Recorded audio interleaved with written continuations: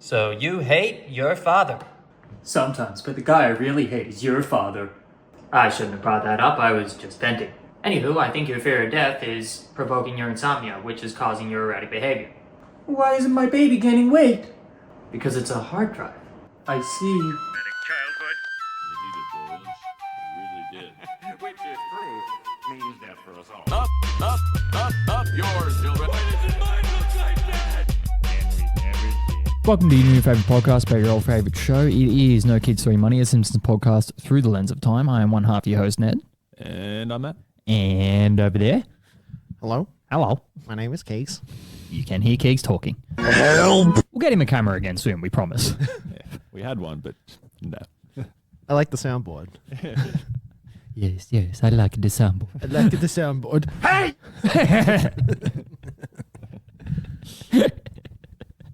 I feel like anybody that knows that knows what it is kind of thing. They're just like, oh, every time. We won't play at all. Oh, no. No. What do we have in store for the people this week, Matt? We have Season 3, Episode 7, Season 11, Episode 19, and Season 21, Episode 21. Ooh. 21. 21. So, That's bust. Hit me. Yeah. What is this thing? It is a monkey's paw dating back to Alal bin Abdallah. It has the power to grant wishes to its owner. Oh, yeah? How much? Sir, I must strongly advise you do not purchase this. Behind every wish lurks grave misfortune. I myself was once president of Algeria. Come on, pal. I don't want to hear your life story. Paw me. Ew, Homer, where did you get that ugly thing? Oh, you that little shop right over there. On your way, it was over there. You'll be sorry. Alrighty. So you want to start us off with Season 3, Episode 7, which is a Treehouse of Horror episode. Yeah. We haven't had one of those in a while. no, it's been a long time. Yeah. Instead of doing like scenes, the synopsis pretty much covers all the scenes anyway. Like, we don't really need a scene segment unless you've got anything picked out of it. Oh, I just have like a moment, but yeah. Cool. All right. Synopsis reads: when Homer, Bart, and Lisa eat a ton of candy, the three begin having various nightmares. In Lisa's nightmare, the monkey's paw, the Simpsons visit Morocco and find a monkey's paw that makes all their wishes come true, with dire consequences. Homer eventually gives the paw to Ned, who improves his home. In Bart's nightmare, the Bart Zone, the town of Springfield must think happy thoughts or suffer the powers of Bart's twisted imagination. Dr. Marvin Monroe prescribes that Homer should spend quality time together. As this happens, Bart wakes from his dream horrified. In Homer's nightmare, If I Only Had a Brain, Mr. Burns transplants Homer's brain into a robot to create a super efficient worker. The robot remains as incompetent and inefficient as regular Homer, and Burns restores Homer's brain to his body. Homer wakes up after Burns is accidentally crushed by the robot and finds Burns' head is grafted on his shoulder. So it wasn't actually a nightmare. It was real. Yeah. This is a classic. This is a great like Treehouse of Horror episode. It is. I do not remember the third section whatsoever. The whole time it was playing, I was like, I have no recollection of this. Yeah, right. The first two, yeah, I remember. Like, not. The monkey's paw is a really memorable Yeah. Treehouse of Horror short. Yeah. And the Bart Zone one as well. Like, that noise that he makes when he's, like, focusing on something and he's going to do something with his powers, like, that is, like, stuck in my memory. But, yeah, the third part of the episode, I was, like, watching it. I was like, I don't feel like I've ever seen this before. So it was kind of interesting seeing something, like, brand new. Yeah. I mean, obviously, it's not brand new. I have seen it. It's just I haven't seen enough for it to be lodged in my memory. Yeah, fair. All right, but we'll start it off with quotes. How many have you got? 3 or? Yeah. All right. In that initial scene where that like decrepit fucking, and I suppose it's, wait, when did this come out? This would have been past Aladdin for sure. This is season 3. When did The Simpsons start? 89. So Oh, maybe it wasn't. 92. 92. Ooh. Aladdin came out in 93. Oh, really? I thought it was Yeah. 91. I was. All right, 91. we need to look it up. 91. Hit me.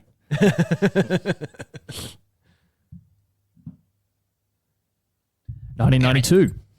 Oh, Okay. So same year, but that, yeah, it kind of blows my point out of the water because I was going to say that, like, I was assuming the weird shopkeeper was supposed to be a reference to the lamp salesman. Right. Okay.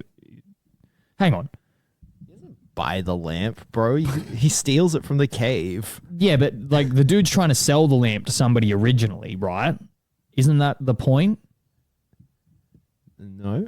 I don't... Like in Aladdin, he gets the lamp from the cave. Yeah, but there's some guy at the start that's like got it or is like similar to that character. Oh no, it's like the old man that Jafar like plays that like coerces Aladdin into going and getting the lamp is what. Yeah, that's the reference I thought they were trying to make. Yeah, anyway. I thought you were watching movies, man. I tried, okay? What do you got? I think all mine come. Wait, I didn't even say the fucking line. What do you call it? So the dude's trying to explain like the downfalls of the monkeys. I didn't even give my quote.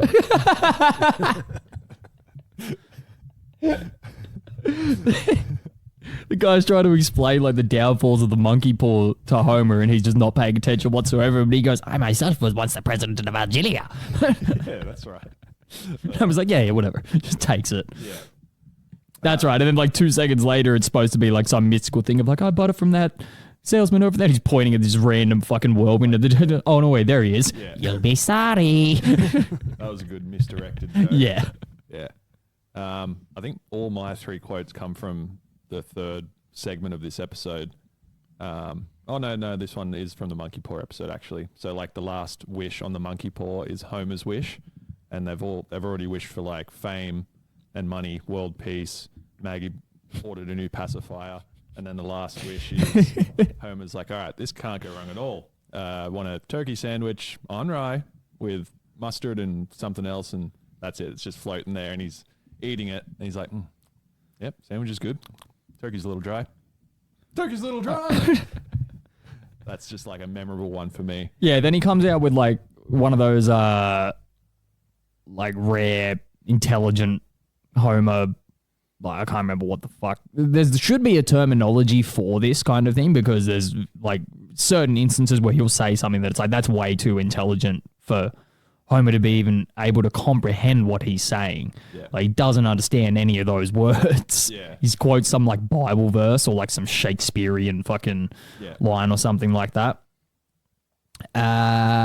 My next quote, all 3 of mine are like from concurrent like sections of the episode. Yeah. The Bart Zone episode when he gets on the bus. And he said, I'm driving the bus today. Otto like goes to tell him to like, go and sit in his seat. He's like, oh, you're a little dude with a lot of gnarly powers, aren't you? He's making him like, he's on his hands and knees like operating the brake and the accelerator because Bart can't reach it. Yeah. And, like, I remember what Bart says to him when he looked at it, Otto, and Otto's like, yeah, this is fun. We're going to die, aren't we? Oh, that was good. I think, mine are all one of each. So my one is Bart's in class and they've all like handed back a test, and Krabappel's like, all right, so everything about that we knew about America has changed again. Yeah, America's history has changed again due to the answers on Bart's test. Yeah. And America is now called Bonerland. My one comes straight after that. So Bart like clicks his fingers for the phone, and then gets the phone, and the Moe's Tavern call, probably the best one of all time. You were talking about this last weekend. Was I? Yeah. When? I can't remember it, but at some point this specific prank call was mentioned. Oh, okay. Yeah. I think it was a few weeks ago. No, like I'm a not stupid only moron with an ugly face. not on the podcast, like just in general conversation, we were talking about it last week. So it's come up a few times. Yeah, okay. Maybe it was when we were like reminiscing about the call me and Mitch made to you from. Oh yeah, it was. Yeah. But yeah, that was like my favorite quote for sure. Just Mo turning to the bar. Hey everybody, I'm a stupid moron with an ugly face and a big butt, and my butt smells, and I like to kiss my own butt. Wait a minute. My third quote, which I'm sure you might have as well, is from the third section of the episode, where it's like Homer's digging a grave and no. It's where like it's after that where Smithers and Burns have like got his brain. They've got it like back. Or about to put it in the robot, and I can't remember. Smithers is trying to like hand him something or something like that, and Burns just looks at him and goes, "This isn't rocket science. It's brain surgery." yeah, that was quite good. And then they're sewing Homer's head up. He's like, "Ow, ow, Yeah. ow." And Smithers is like, "Hey, this is a good sign. Like he's alive again." Yeah. Mine was also from the third part. So Homer's been told to go and like dig graves. Like Bart and Lisa are trying to find him a job in the classified section, and Bart's like, "Hey, this one pays $28 an hour and like all the fresh air you can breathe. Grave digging," and does like a maniacal laugh. And Yep. then you see Homer digging a grave just poorly to like, I think it's Willie is there to Willie's standards. And then Homer like falls asleep in the grave. And then later that night, Smithers and Burns come out to find like a brain to use, essentially, because Homer's been fired. And they pull him out of the the grave and they're dragging him in that bag. And like Homer's making some like murmurs and stuff, and Smithers is like, "Hey, I think this guy's still alive." And then Burns comes over with a shovel. "Bad corpse, bad corpse. Stop scaring Smithers." Beating the shit out of it. Yeah. Which is a great moment too, because it's like, I love how they use Burns' strength in the same way that we were talking about the other day, how they use like the way that people understand Stewie and Family Guy. It's like only used for very specific comedic effect. Yep. And like just the also complete subverting of expectations, because you obviously like, you know, all the stuff you've seen of Burns, you expect him to just like not be able to lift the shovel, but he's just fucking hammering this bag. And a rare instance that like Burns is standing up for Smithers. Yeah, true. Because he doesn't do that often, especially in these early seasons. He's very dismissive of him. Yeah.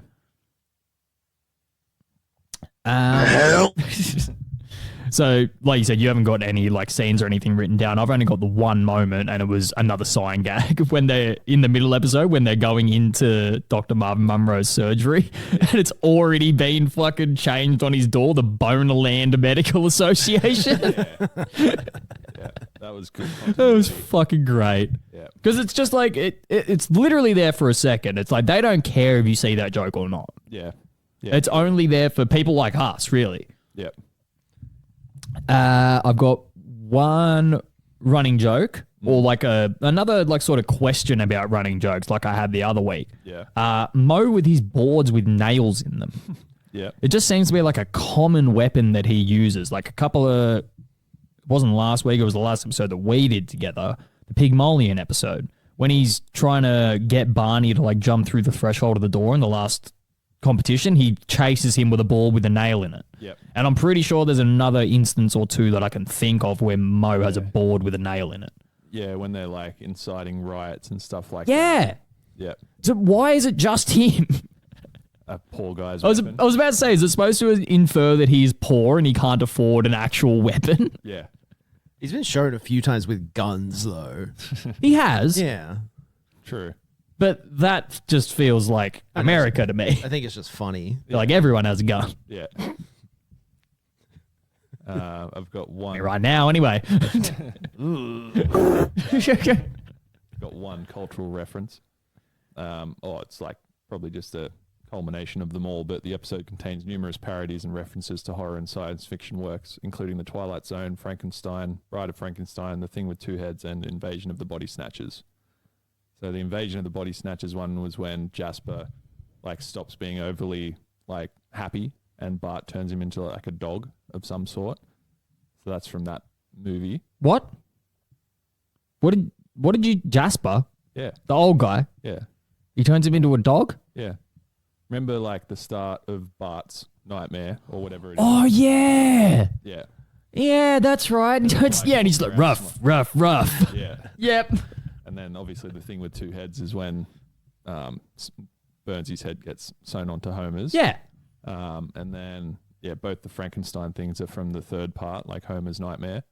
And the Twilight Zone's obviously the Bart Zone. Yes. Yeah. Okay. And even the start of the episode in itself, like after the intro, has like the Twilight Zone-esque like narration. it sort of sounds like he's going to do the scary door. Yeah, it does. Yeah, you're right. Yeah. All right, so you got some reviews for us? Yep. Okay.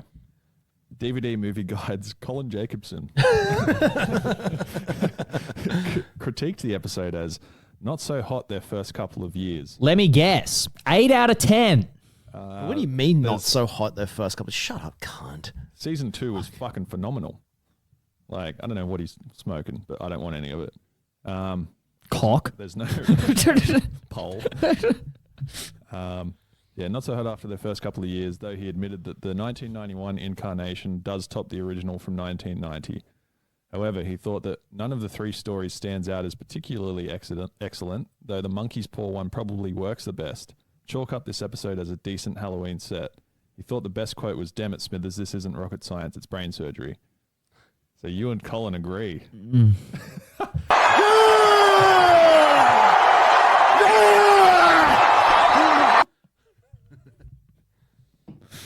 That works perfectly. It's like when your favorite reviewer has the same quote as you. No numerical value to that one? No. Okay. Next one is, in 2006, IGN published a list of the top 10 Treehouse of Horror segments, and they placed the 3rd segment at number 8. They wrote, Treehouse of Horror 2 contained 3 quality segments, but the 3rd was easily the best. Featuring a story reminiscent to Frankenstein, this episode made us laugh from beginning to end with Homer's crazy antics. The humor that it is derived from the multiple movie and literary parodies was enough to leave a lasting impression on us as an audience. Homer's barely in the 3rd Who section. doesn't like a robot whose primary function is to find donuts? No, it is all Homer based, the 3rd segment. Yeah, but it's not him. It is. It's his, like, Character. his character and his character traits, but there's no voice lines or anything like that. It's mainly about Burns and Smithers. Yeah. Fuck, I hate this. How fucking easy are your jobs, man? Yeah. Yeah. What the fuck? How do you people get paid for this shit? Seriously. Can a reviewer walk down the street without being offered a job? All right. Final thoughts. It's hard to do like final thoughts for these considering there's 3 separate stories, but Bart's nightmare having a wholesome ending and being a nightmare to him is great. It was such a nice touch of like, like he actually like has this like wholesome character arc of like regaining a relationship with his father once again through line of, you know, estranged father-son relationships. Yep. And then, like they sort of like kiss and make up for lack of a better term at the end of it. And he wakes up fucking terrified the fact that he could actually have a good relationship with his father. Yep. It's fucking very nice touch. Yep. And then, I don't actually recall the last part of this episode. I'm sure I've seen it, but it was almost like it was brand new to me. So that was really like interesting, like watching it and being like, I don't remember this at all. And I was trying the whole time to like trigger something from my memory, but I was like, I just don't. Comparing it to like the season 2 episode of Treehouse of Horror, where it wasn't very joke filled and they were sort of just retelling like old tales. Yeah.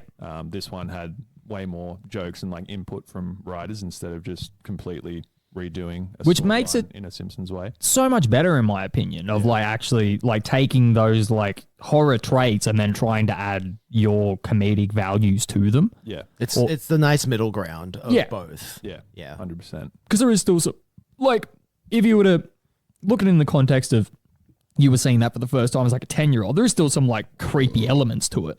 Yeah. But it's delivered through comedy. Yeah. But you can even see the evolution of it where like season 1 and 2 are very like, it's just a retelling of a horror movie. Yeah. Well, there isn't one in season 1, is there? No, they only started. Oh, yeah. So there's only like, it's not the second iteration we've done, but it's the second iteration in the series. Yeah. Yeah. So it is like quite a drastic leap from last season's one to this one. Because the season 2 one's like very, like even just The Raven. It's that's just The Raven by Edgar Allan Poe. Yeah. Like there's no comedy in it at all. No. Yeah, you've just straight Very got dramatic retelling. James of it. Earl Jones reading it kind of thing. Yeah. Like, taken very, very seriously. Yeah. And then exactly. you jump to this and it's like, Yeah, they grew a lot in that year. Again, it's like finding that nice middle ground of like, oh yeah, this is still The Simpsons. Yeah. But we can just like parody whatever fucking horror trope we want. Yeah, exactly. yeah, they understood how they needed to do it to appeal to everybody. Yeah. Alrighty. Bart's sitting next to me. Mom, Lisa's growing. Quiet, you two. You know your father's had a breakdown. My pockets hurt. Okay, honey, we're almost to Palm Corners. There'll be nothing to do but lie on the beach and relax. Spring break! Spring break! Spring break! Oh no, we came during spring break. Take him off the glass. Take him off the glass. Alrighty. Season 11, episode 19.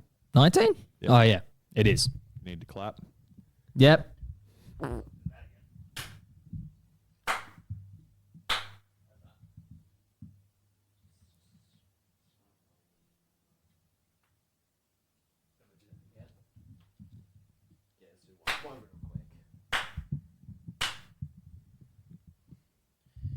Okay. Season 11, episode 19. Yep. Titled Kill the Alligator and Run. Synopsis reads, Homer has a nervous breakdown when it is revealed on a quiz that he only has 3 years left to live. To calm him down, the family goes to Florida for vacation and end up in the middle of a ruckus spring break, where Homer joins in on the party and ends up getting himself and his family in trouble for killing the county's beloved mascot, an alligator named Captain Jack. That's it? Would have thought there'd be more context there. Nope. No listening. These aren't the season 21 synopsises where it just to writes tell out you everything. the entire plot of the Yeah, episode. true. They actually, leave stuff to the imagination. Yep. All right, quotes. I've got 4 this time because this was a very quote-heavy episode. Yeah, I've got 3.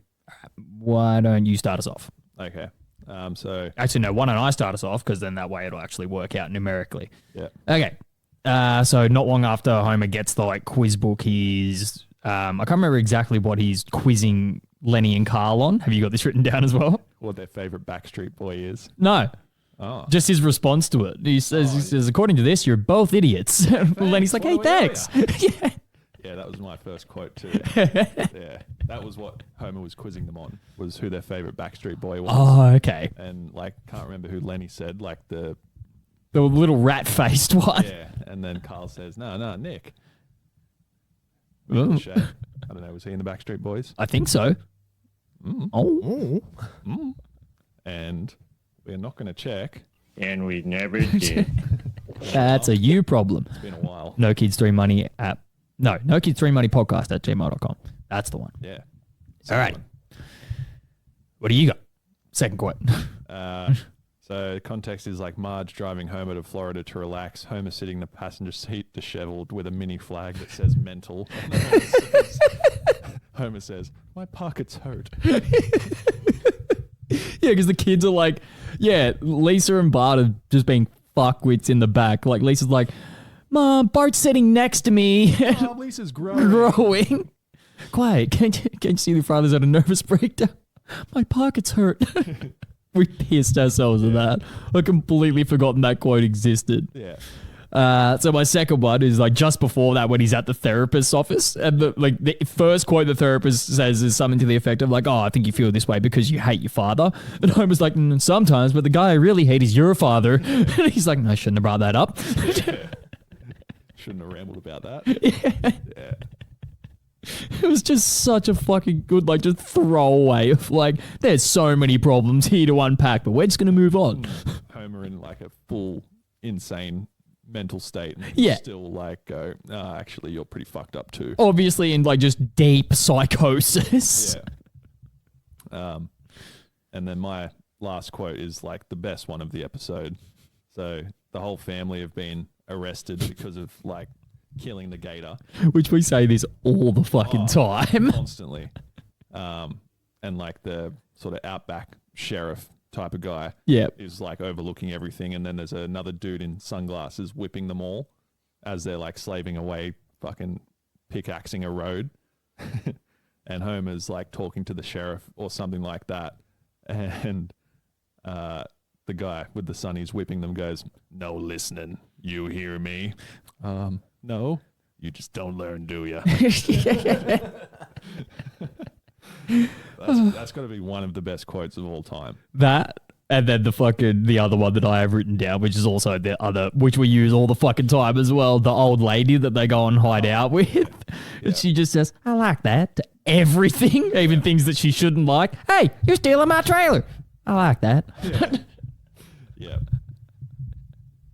Just makes no fucking sense, but it's like perfectly in their wheelhouse of like, this doesn't need to make sense. It's fucking hilarious. Yeah.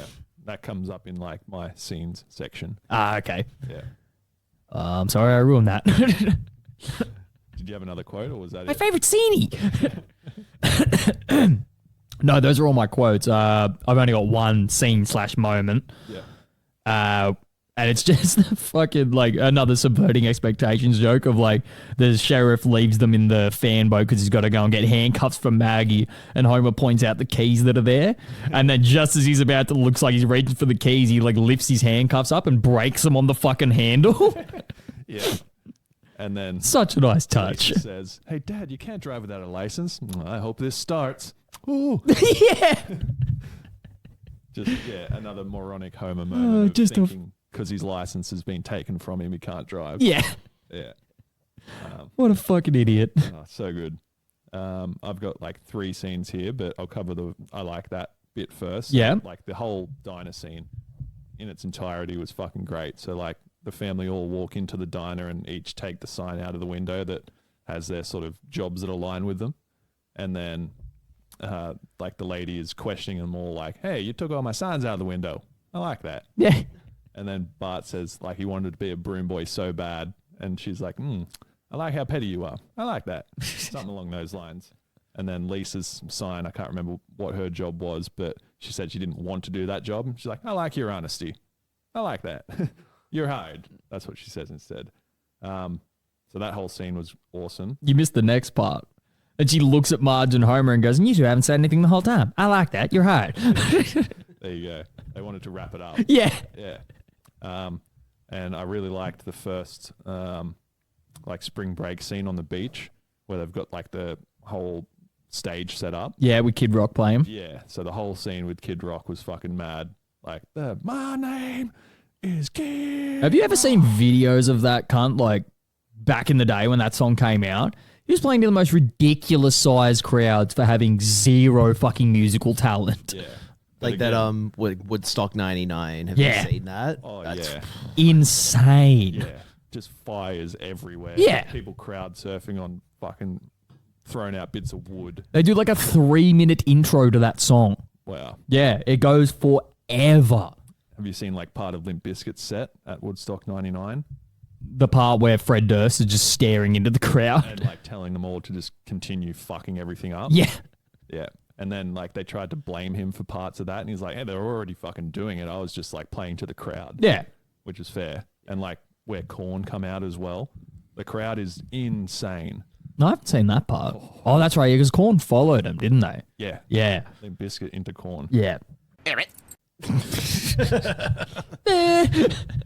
And the other scene that I really liked was like obviously spring break's wrapped up, but Homer wants to keep partying, so he puts like a little shitty banner on the side of one of the airboats. It says like spring break forever, and he's still singing that we built this city song. Yep. And just no one is in the mood. And then like he's heading for the gator and doesn't realize it, runs the gator over. The sheriff pulls up on a airboat police car, and Homer jumps out of their airboat and is underwater for a little bit, and you hear like bubbles come up and murmuring, and he's comes back up and there's like little turtles and eels all biting him. And Yeah. to him, he's like, okay, I'll go. Yeah, the Florida Everglades are a terrifying place. Have you seen that fucking dude on Instagram that just walked? Garrett. Oh, dude, it's crazy. Have you seen it? Yoink. Yeah. What the fuck, man? Yeah. I don't know how he's not dead. And like even the amount of mosquitoes and shit that are fucking flying around at all times Yeah. in any video, and just like snakes coming up to him, deadly spiders, just fucking picking everything and anything up. Yeah. I don't like that. I like watching it. I wouldn't like doing it. Fucking horrifying. I like that. All right, running joke / rule of threes. Once again, another like big overarching question that I have to ask you: is there always a crow cawing outside the power plant? It feels like the last couple of times I've seen it, they do that establishing shot where they like just go bang, here's the power plant, there's a crow, and then it goes inside. Yeah. I'm wondering if that happens every single time. I don't know. Could. Because people are going to have to start taking notes because I'm not doing it. That's what you're for. Scream into the void. Yeah. I'm sure people haven't done that for a while. Like I said, nokids3moneypodcast@gmail.com or comment on any of our YouTube videos. Yeah.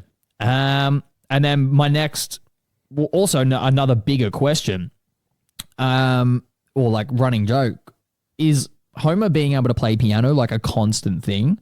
Because it happens in this episode. It happens in one of the other Halloween episodes that we spoke about. Yep. And I feel like there may be another instance as well. But like, why is it anytime he's shoved in front of a piano and then threatened for some reason he can play? Yeah. Yeah, the other one was like, I said piano, not piano. Yeah, and they're like shooting at him because they're like undead cowboys. Yeah. Yeah. So he can only play piano out of fear? Yeah. Weird. One of those weird things in the life or death moment that your body's capable of doing. Yeah. Just perfect concert piano, apparently. Yeah. No wonder. All right. Reviews. What do we got? Okay. While reviewing the 11th season of The Simpsons, DVD Movie Guide's Colin Jacobson commented on the episode, writing, "Wow, this may be the most jumbled Simpsons to date. The episode seems to suffer from ADD as it can't focus on any topic for very long. It flits from one gag to another with abandon and rarely makes much sense or produces many laughs. Yeah, it has a few amusing moments, but it's too scattershot to succeed." This guy can't be fucking real. I feel like you've built an AI pure and just built it with the guidelines of like how you need to write Simpsons reviews to annoy Ned every week. Like Colin Jacobson doesn't exist. Every single time we just have opposing views. I don't get it. I think he's just a bit of a snob. I think he's just a fuckwit. Yeah. Yeah. Well, what is this? Oh, but season 21's great. So, like, at what point in time did they start paying you for reviews? That's what I want to know. Wonder if it's around like season 14, 15, and all of a sudden you can just like barely hear his reviews over the audible sound of him fucking gagging on the producer's cocks. All right. I'm going to try something here and see if it works. I've just entered into ChatGPT. Write a review for the episode of The Simpsons, Kill the Alligator and Run. And then it says, sure, here's a review. Kill the Alligator and Run is a chaotic, fast-paced episode that captures the more exaggerated, cartoonish energy that The Simpsons leaned into during its post-Golden Age years. First aired in April 2000, this episode is often remembered and sometimes ridiculed for its bizarre tone and loosely strung-together plot. Then it has a full plot summary, what works, what doesn't work. Can this just write our show for us? Legacy, final verdict, gave it a 4 out of 10. Oh, what the fuck? But at least that's honest. It's fucking more brutal than Colin Jacobson. What the fuck? Let's read the review. Yeah, but that's less robotic. Yeah. This is The Simpsons at its most chaotic and cartoonish. While there are a few laughs and memorable lines, the episode's lack of narrative focus and extreme character derailments make it feel more like a fever dream than a satirical comedy. Longtime fans may find some enjoyment in its madness, but it's far from the show's classic form. Like better than pretty much any reviewers. Better, but I feel like that's also just like that would be just like grabbing information from reviews kind of thing. Yeah. So this is a new segment of the show. I kind of like this. This is funny. This is cool. We should do this every week. Yeah. Better than Robert Canning's reviews, better than Colin Jacobson's reviews. Yeah. You want a Robert Canning review, you say? Oh, I'm sure he's done it too. Okay. This is the next review. It's not by Robert Canning, but according to Scully, Kill the Alligator and Run is often cited by fans of The Simpsons as one of the worst episodes ever because of its structure and outlandish nature. What the fuck? Scully has said that the episode is kind of 3 stories in one. Maya, a writer and producer on the show, said in the DVD audio commentary that the fans thought it was kind of a frenetic and crazy, chaotic episode, adding, "I can't disagree, but we had a lot of fun writing it and we stand by it." I don't see how anyone in their right mind would say this was one of the worst episodes.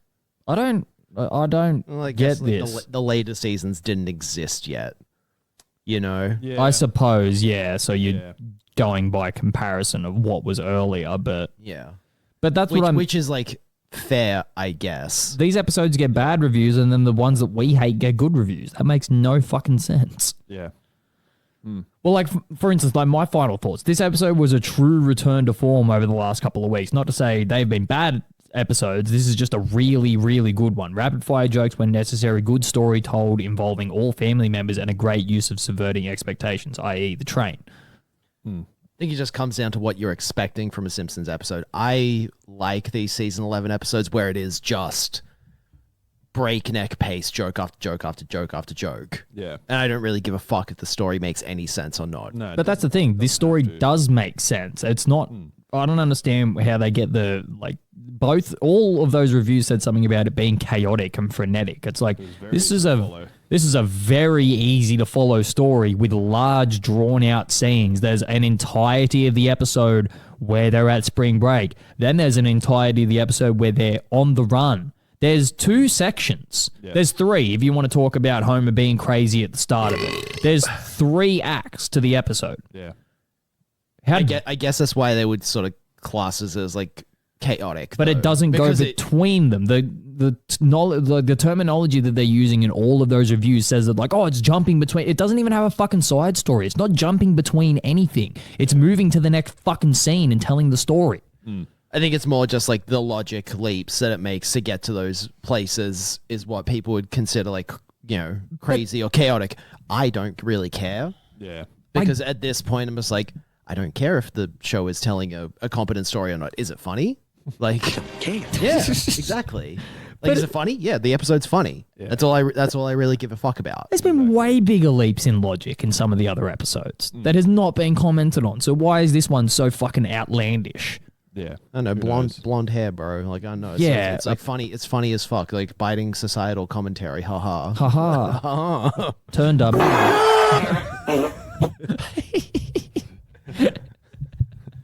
I fiddles with my keys. I like that. There is whittling in this. No podcasting. You hear me? Hey! Hey! You got anything else? Nah. All right. Let's wrap this one up then. Oh, wait. I forgot to include it last week, but we do have a return of a thought hole. Ooh. Yes. Ooh. Yeah, so only one in When Simpsons But Real. Got an exact quote this week. Yeah. We were back at Nara on Monday, just doing a bunch of like fiddly shit that we needed to do to finish up the job. And Greg was saying, oh, I need to grab a bit of this like chipboard stuff, like steal it essentially, so that I can finish me shed. And I pointed at one part and I was like, oh, you mean like that part over there? And he goes, that's a door. That's a door? Yeah. It's so hard not to just lose your shit in that moment because it's like they're going to stare at you and you're going to have to explain it and they're not going to find it funny. Yeah. I'm just like, it was great. Anyway, thought hole over. I might just quickly pee before we do this episode.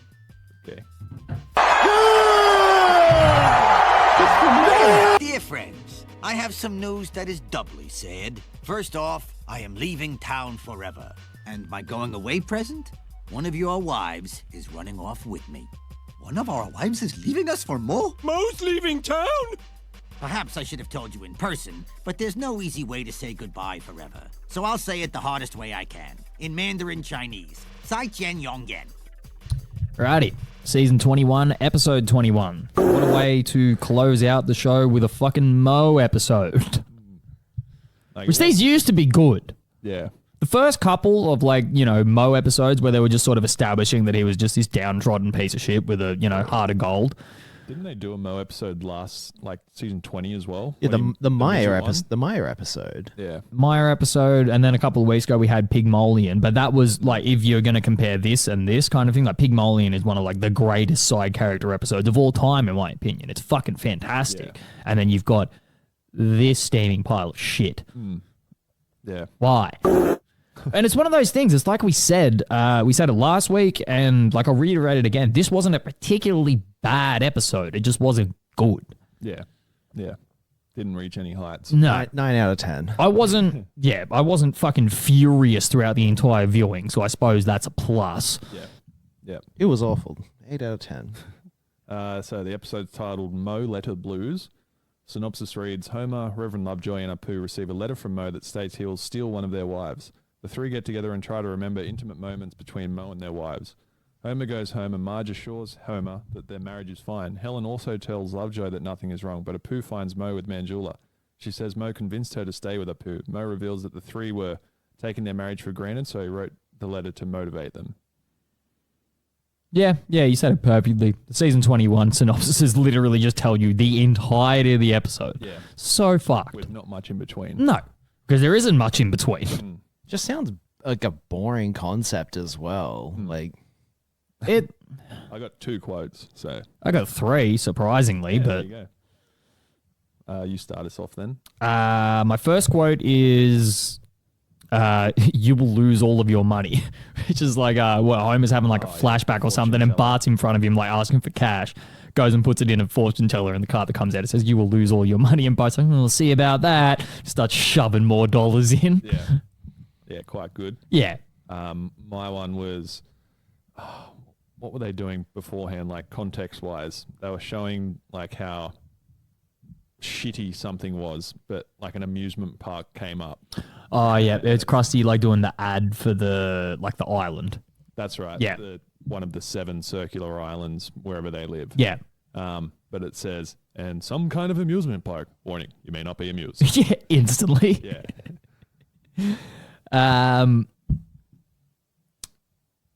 Yeah, once again, I've started trying to write context for these quotes, but I obviously didn't do it this time because I just couldn't be bothered. Yeah. My next quote is, "Way to bitch up the conversation, Helen," which is actually like a funny quote to come out of like Lovejoy's mouth. Oh, for sure. And like, that was one thing that I did enjoy about this episode. The fact that in itself, like the Lovejoys fucking hating each other has been a constant through line, like throughout the entirety of the show. Yeah. Pretty much from the time that they established Lovejoy's character, they sort of show straight away that when he goes home, he just has nothing to do with his wife. No, he goes to the basement and plays with his trains. Yeah, autistic as fuck, but... Very. And even like in this episode, Helen comes downstairs to try and sort of entice him to the bedroom, and he just blows her off. Yeah, he's too concerned with painting mustaches on his like. Yeah. My other quote is from like when Apu gets home, he's the third person, so they think that Mo's stealing Manjula, and Manjula and Mo are sitting together on the lounge, and they sort of have a little bit of a back and forth, and Manjula says, "Oh no, Mo just sort of came here to like force me to stay with you, essentially." And then Apu says, "Oh, so you're not leaving me for him? Oh, don't be ridiculous. What do you think I am, blind and noseless? Hey, I'm sitting right here. Believe me, I know." Yeah, which is fucking hilarious if you think about it. Yeah, really good. Let's not go into it, but think about it. I know where you're going. Yes. I can smell what's up. If you... Stop! At Love's Room, King's Love's But he didn't do it! Everyone's scared when Ned slanders. We'll just make it like we did. Everyone beware of Ned's slanders. All right. My third quote, which hang on, I've got to read a little bit ahead here. Oh yeah, it comes back into my running joke section. That like the very like last scene of the episode where like the three, like Homer, Lovejoy, and Apu are all going home and expecting to find their wives, like leaving them. Mm-hmm. Homer goes inside and finds Marge painting a portrait of her mother. Yep. And then Marge explains to him that like, "Oh, Mum came over and explained to me that, you know, it was Patty and Selma that were being dicks the whole time, so it wasn't really your fault the way you reacted." And like Grandma Simpson says, I can't remember what she says before this. She says like they were really bad apples, or they were just really bad kids. They smoked when I was pregnant. Inferring that in the womb. In the womb, just puffing darts. Yeah. Was a great joke to make. Yeah, that was good. And I've always, like, I love her voice. I think I said it in the, what episode was it that she was in early in season, or late in season 2 or early in season 3? It was in season 2 somewhere. Yeah, it's like the first episode that she's in. The Thanksgiving episode. Yeah, where Bart destroys Lisa's centerpiece and she's just miserable the whole fucking time. She says something like, I'm not going to say much, but then says how bad or terrible of a night she's had. Yeah, something like, I don't want to say much kind of thing, but I wish I didn't come or some shit like that. Well, she calls Marge a disappointment as soon as she turns up to the house. That's right. I've got two scenes. Oh, one actually. So the flashback of Apu and Manjula was quite good. Forgetting one of 8 children would surely happen if you're unlucky enough to have that many kids. Yeah. So that was how the whole, like, looking back on, is it going to be Apu and Manjula that get broken up? I think like Homer thinks of them or something like that. And then all the stories when they're thinking back intertwine with one another. Yeah. I thought it was like quite well plotted out. And yeah, it sort of ends up Manjula going back to get one of the babies from Moe's because they left it there, and she like checks the name tag on the back of the shirt to see who it is. She goes to say, thank you for saving my precious, and then stops for a second and realizes, fuck, I don't know this kid's name. I have to look at the name tag. Yeah. And then they're also making a pretty racist joke. Yeah. Matt loves rooting.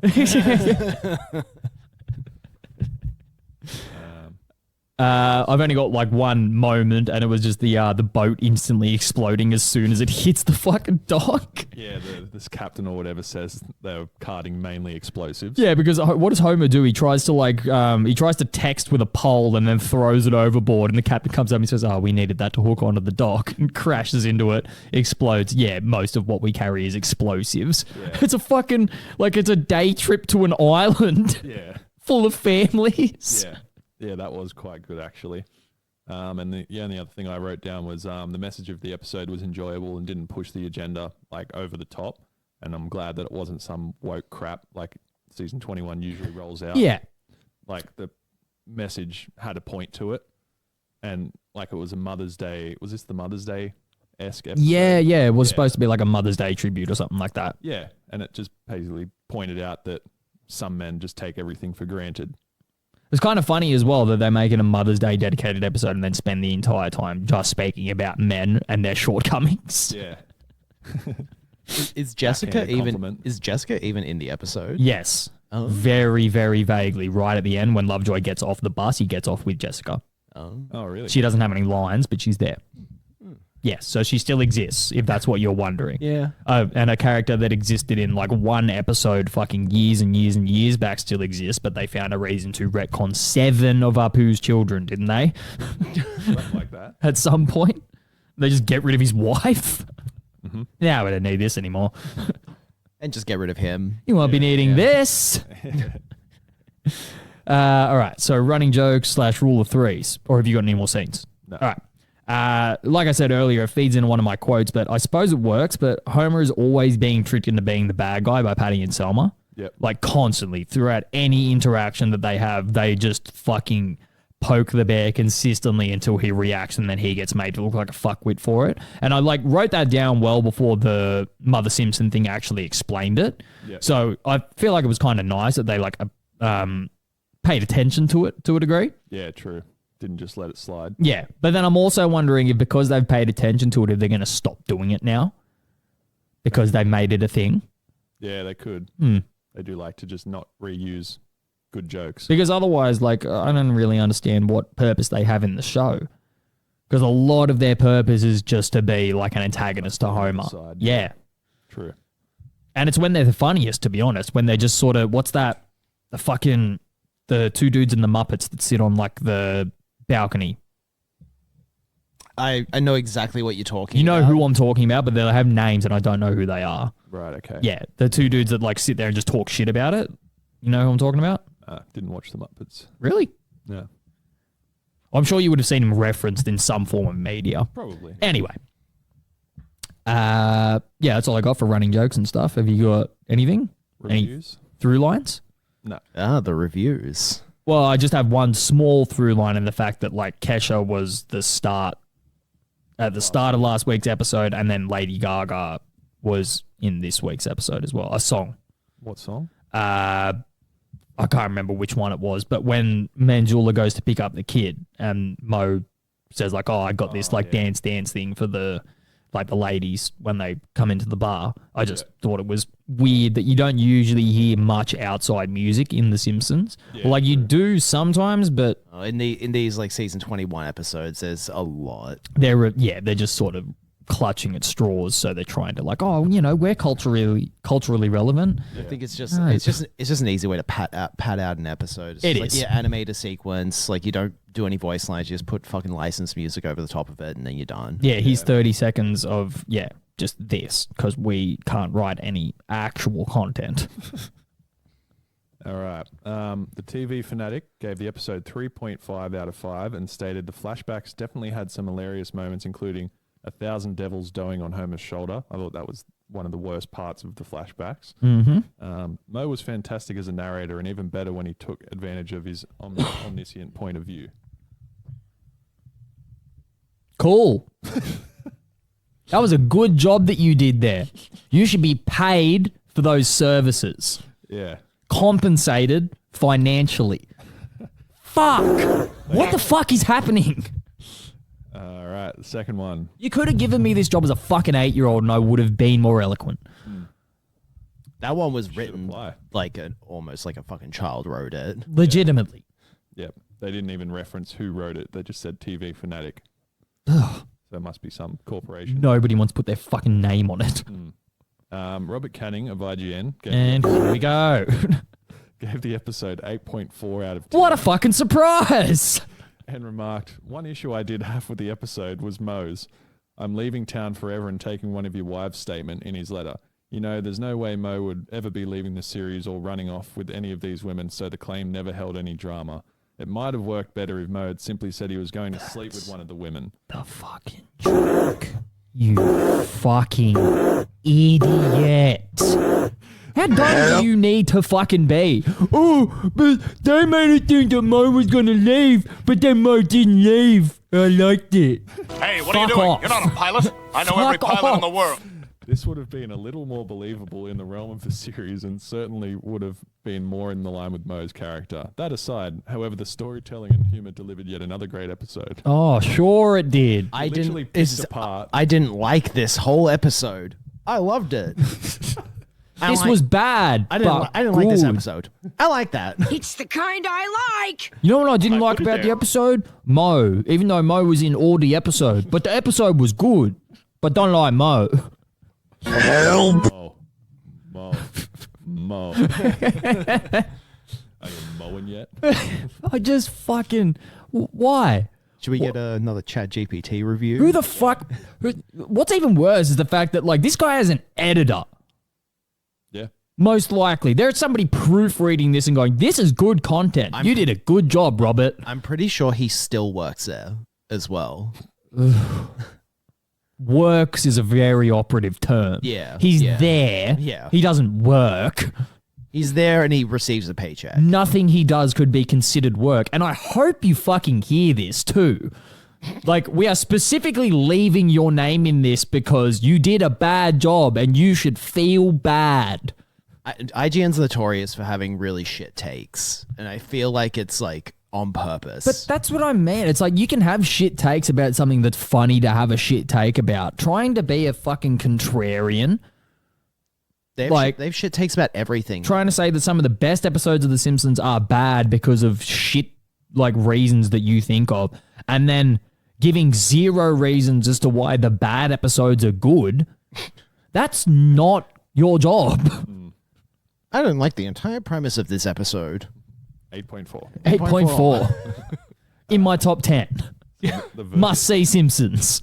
The verdict that ChatGPT gave it was, Mo Letter Blues isn't a classic in the vein of the show's golden age, but it's a standout in the later seasons. With a clever premise, some genuine emotional beats, and a rare spotlight on underused characters, it shows The Simpsons still had meaningful stories to tell even 2 decades in. 7.5 out of 10. I can agree with that. I don't agree with the like numerical value at the end, but the fact that it says like shine spotlight on underused characters. Lovejoy isn't ever really fleshed out to the degree, and I found it interesting that they chose him as like they could have used a lot of other people to less of a comedic effect kind of thing. I think the whole like I said, the establishment of that like really fractured relationship that him and Helen seem to have was a nice touch for this episode. So I can agree with that point. I can agree with a computer's point more than a real human's.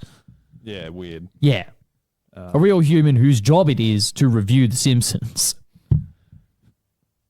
So I just asked ChatGPT, write a review on Robert Canning of IGN. Let's see what it gives us. Just a fart noise. Okay. Robert Canning is a former television critic for IGN, known for his work reviewing episodes of The Simpsons during the show's later seasons. His reviews often spark debate among fans, particularly regarding his ratings of episode from season 20. Many fans felt that Canning's assessments were overly critical, especially when compared to the generally positive reception of certain episodes among the fan base. Despite the criticism, Canning's reviews provided a perspective that encouraged viewers to engage more critically with the show. His analysis often highlighted areas where the series had evolved or where it struggled to maintain its earlier charm. While not universally acclaimed, Canning's contributions to television criticism offered a valuable viewpoint for those interested in a more analytic approach to The Simpsons. Is it analytic? Not really. No, that's the There's thing. never any depth to it. Yeah. It's just, I thought it was great. Here's what I didn't like about it. Yeah. And Yeah, there's all of his reviews are just like, I didn't like it. 8.4. literally none. Yeah. There's zero thought that goes into anything that he fucking does. yeah, clearly. What the fuck? See, even AI doesn't like you. That's saying something. Yeah. Alrighty, final thoughts and then we can get out of here. Mm-hmm. I wasn't irritated throughout the entire viewing, so that's a nice touch, I suppose. It was actually a well-crafted story for a season 21 episode with an outcome that I didn't really see coming. Because it's one of those things, it's like to harken back to, Fuckwit's review over there of like, you never think Mo was actually going to leave with one of their wives. It's like, no, for a second I actually did. It would have made sense to me at this point in the show's run if they just randomly went, oh, Helen Lovejoy is just with Mo now. Yeah, it's just one of those curveball. It's one of those things. It's like they've done way more serious things in a way more flippant manner, i.e. Barney having an entire episode dedicated to him being sober than just being a fucking alcoholic the rest of the time. Yeah. It's like, there's no reason why you couldn't have just done that for effect and then 3 seasons later just had Lovejoys back together. You don't need to, it's a cartoon. You don't need to explain it. It doesn't need to make sense. Yeah. I've just asked. I've just asked ChatGPT, write a review on the podcast No Kids 3 Money. What? I believe you're referring to the podcast No Kids 3 Money, a Simpsons podcast hosted by longtime friends Matt and Ned. This show offers a unique perspective on The Simpsons, analysing 3 episodes spanning different seasons per episode. The hosts compare these episodes to explore how the series has evolved over time, delving into its comedic shifts, cultural impact, and the ravages of age that have influenced its storytelling. So it's got that from YouTube and Spotify. Podcast overview. Launched in 2024, No Kids 3 Money has released over 40 episodes with new content appearing approximately every 2 weeks. The podcast is available on all platforms, Apple Podcasts, Spotify, and Podtail, as well as on their YouTube channel. Format and style. Each episode features in-depth discussions of 3 Simpsons episodes selected from various seasons. The hosts analyze these episodes individually and then compare them to highlight the show's evolution. This format allows listeners to appreciate the series' growth and the changing dynamics of its humor and storytelling. Matt and Ned's dynamic is engaging with a mix of insightful analysis and lighthearted banter. Their genuine passion for The Simpsons shines through, making the podcast both informative and entertaining for fans of the show.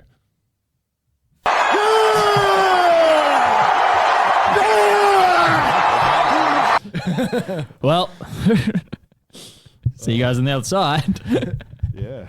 That's kind of creepy, man. That is kind of creepy. Yeah. Why does it have so much information on us? It's even got, for a visual glimpse into their discussions, here's a sample episode and gave us the fucking Funzo thumbnail. What the fuck? If you're a Simpsons enthusiast looking for a thoughtful and entertaining podcast that delves into the show's rich history and development, No Kids 3 Money is a must listen.